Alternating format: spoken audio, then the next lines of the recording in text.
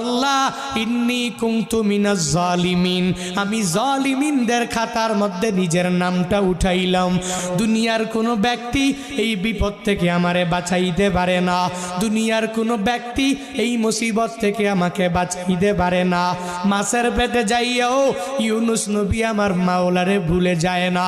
ইউনুস নবী যখন আল্লাহকে জানাইয়া দেয়, আল্লাহ লা ইলাহা ইল্লা আনতা, ও দয়ার মালিক তুমি ছাড়া কোনো ইলা নাই, তুমি ছাড়া কোনো মাবুদ নাই, তুমি ছাড়া কোনো মাশুক নাই, তুমি ছাড়া ইবাদত পাওয়ার যোগ্য দুনিয়াতে কেউ নাই।